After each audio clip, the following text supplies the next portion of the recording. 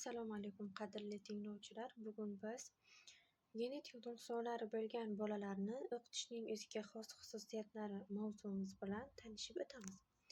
Rejalar bilan tanishtirib o'tsak, gen kasalliklari, odamdagi irsiy kasalliklar, xromosoma kasalliklari.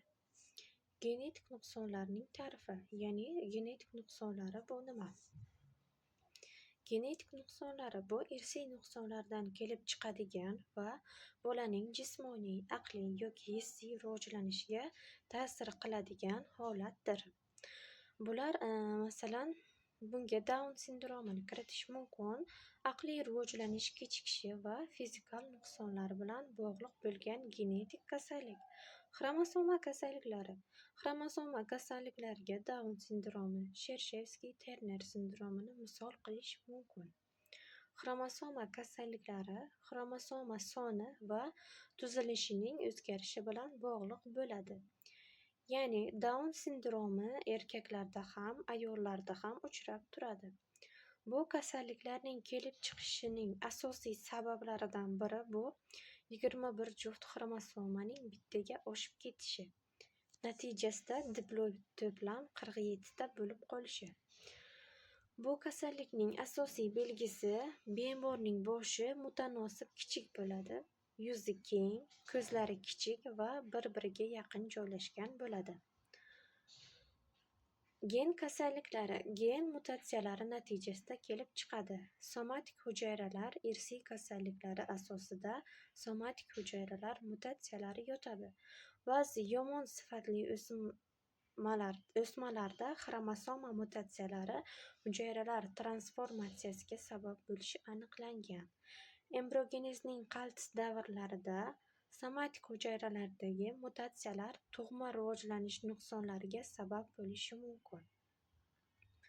Irsiy kasalliklarga sabab bo'luvchi gen mutatsiyalari natijasida strukturaviy, transport homila oqsillari, fermentlari sintezlanishida buzilishlar bo'lishi mumkin.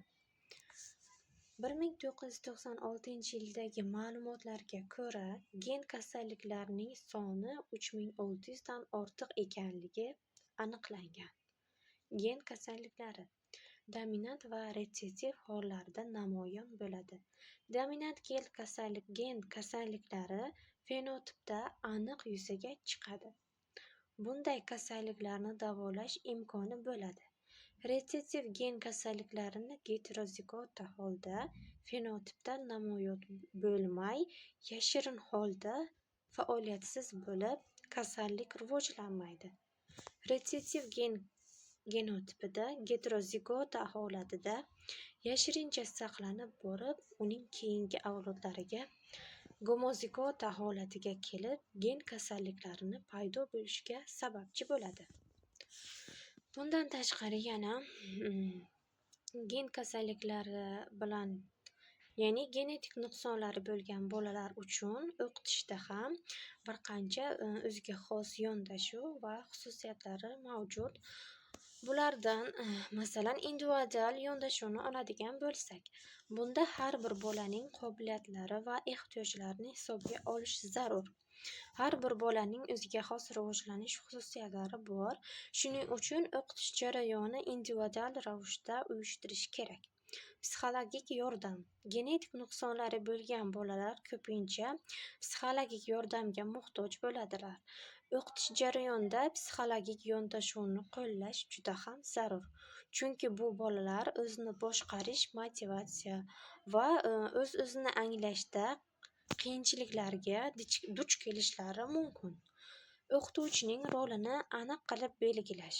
Bunda o'qituvchi sabrli, ijobiy va maxsus pedagogik bilimlarga ega bo'lishi kerak. Ularda empatiya bilan yondashuvni namoyish etish zarur. Maxsus bilimlar bolaning ehtiyojlarini tushunib, psixologik yordam va qo'llab-quvvatlashni ta'minlash. Baholash usullari maxsus yondashuvlarni talab qiladi. Odatda standart baholash tizimlari ushbu bolalar uchun mos kelmay qolishi ham mumkin. Shuning uchun doimiy baholash, o'quv jarayonida bolaning rivojlanishini tahlil qilish, uning individual ehtiyojlariga moslashtirish. interaktiv baholash. Faqat nazariy bilimlarni emas, balki amaliy ko'nikmalarni ham baholab borish zarur. Ta'lim muhiti o'qish muhiti bolalar uchun xavfsiz, ijobiy va tasavvurga boy bo'lishi kerak. Ular o'zlarini erkin va qulay his qilishlari, jamiyatda integratsiya qilishga yordam beradigan muhitda bo'lishlari muhim. Bu, shuningdek, o'qitishning yanada samarali bo'lishiga imkon yaratib beradi.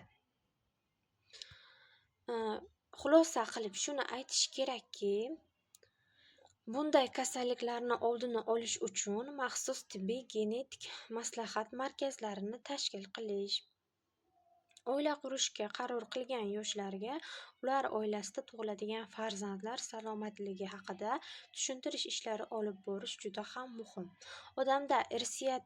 Odamda irsiyatiga, belgi va xususiyatlarning rivojlanishiga spirtli ichimliklar va shunga o'xshash zararli ichimliklar ularga juda ham katta ta'sir qilishi mumkin. Juda ham katta ta'siri mavjud va ularning oilasida tug'ilgan bolalarning aksariyati ham aqliy va jismoniy jihatdan zaiflikka uchraydi. Shunday qilib, bu sog'lom avlod uchun kurash, irsiy kasalliklarni oldini olish va davolash usulini ishlab chiqish juda ham zarur. Bugungi mavzumiz shundan iborat bo'ldi. Mavzumiz tushunarli bo'lsa, qadrli tinglovchilar, sog' salomat bo'linglar.